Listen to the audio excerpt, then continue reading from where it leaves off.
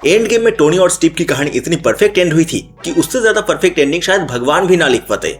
सच बोलो तो इन दोनों का इससे ज्यादा रॉयल फेयरवेल मिल ही नहीं सकता था। लेकिन अब जब ये लोग रिटर्न कर रहे हैं तो एक्साइटमेंट से ज्यादा डर लग रहा है, क्योंकि अब मार्वल फैंस एमसीयू से ज्यादा इन एक्टर्स से ऑब्सेस्ड है। मार्वल का फ्यूचर अगर किसी के हाथ में है तो वो केविन फेगी नहीं, आरडीजे और क्रिस इवंस है। जरा अपने दिमाग पे जोर डालो, जब दी एवेंजर्स आई थी ना तब फैंस एक्साइटमेंट से लिटरली जान दे सकते थे, क्योंकि पहली बार इतना बड़ा क्रॉसओवर हो रहा था। हम सोच रहे थे अरे भाई iron man, Thor, captain America, Hulk सब एक फ्रेम में। उस टाइम पर ये कोई आशीर्वाद से कम नहीं था। फिर एज ऑफ अल्ट्रॉन में सेकेंड टाइम, इन्फिनिटी वॉर में थर्ड टाइम और एंड गेम में फोर्थ टाइम। और फैंस तो एक्साइटमेंट में फटे जा रहे थे, क्योंकि हम कैरेक्टर्स से कनेक्टेड थे, हम उनकी जर्नी जानते थे और उनके स्ट्रगल भी महसूस कर चुके थे। लेकिन इस बार हाइप कैरेक्टर की वजह से नहीं, इस बार हाइप इसीलिए है क्योंकि आरडीजे डॉक्टर डूम बन के आ रहा है और क्रिस इवंस हाइड्रा कैप बन के आ रहा है। मतलब स्टोरी का हाइप साइड में और कास्टिंग का हाइप सामने है। ये बिल्कुल वैसा ही हो गया जैसे एक ही जोक को बार बार रिपीट करना, और ऑडियंस को इस बार मजा भी नहीं आ रहा है। रियल में तो सब लोग बस यही सोच रहे हैं, बस कर भाई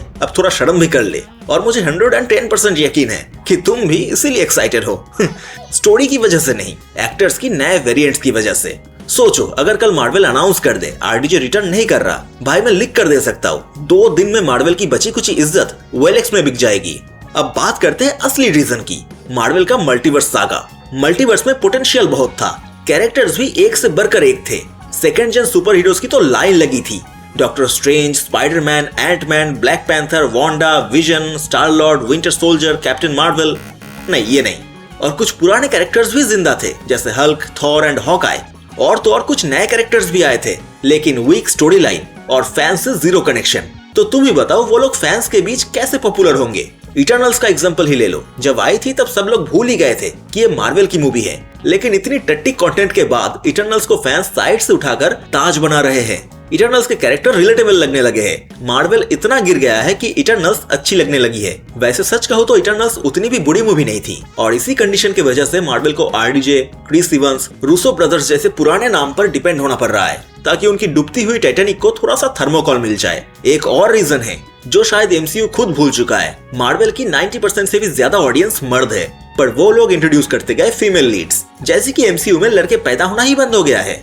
देखो हम फीमेल कैरेक्टर्स को पसंद करते हैं, वांडा, ब्लैक विडो, नेब्यूला, वल्कैरी सब मस्त लगते हैं, पर मार्वल ने क्या किया, लड़का हुआ तो उसे गे बना दिया और लड़की हुई तो उसे लेस्बियन बना दिया। भाई हम लोग सीधे साधे लोग हैं, हमें डांडिया फाइट नहीं देखनी और ना ही हमें कैंची से कैंची लड़ते हुए देखना है, हमें सुई में धागा डालते हुए देखना ही ज्यादा पसंद है। और सबसे बड़ी गलती, पुराने कैरेक्टर्स की जगह नए कैरेक्टर्स को जबरदस्ती फिट करना। यार सैम को फैल्कन ही रहने दो, कैप्टन अमेरिका टाइटल है कि प्रेसिडेंट का पोजीशन कि हर 5 साल के बाद बदलता रहेगा। आयरन मैन की जगह कोई और नहीं ले सकता, ना पीटर, ना हार्ली, और आयरन हट तो भाई नहीं, ये बिल्कुल नहीं। हल्क की जगह पर शी हल्क। भाई प्लीज, हम लोग गामा रेडिएशन देखना चाहते, ग्रीन वाटरमेलन्स नहीं, और वो भी मर्दाना। न्यू कैरेक्टर्स लाने हैं तो लाओ, पर उन्हें new story, new arc, new buildup दो, जैसे ओल्ड कैरेक्टर्स को दिया गया था। वो कैरेक्टर्स बाय बर्थ पॉपुलर नहीं थे, उन्हें पॉपुलर बनाया गया था। जो लोग उस टाइम पर मार्वल कॉमिक्स नहीं पढ़ते थे, उन्हें कैप्टन अमेरिका या फिर आयरन मैन के बारे में कोई आइडिया भी नहीं था। उन्हें मार्वल के नाम से सिर्फ स्पाइडरमैन या एक्समैन जैसे हीरोज याद थे।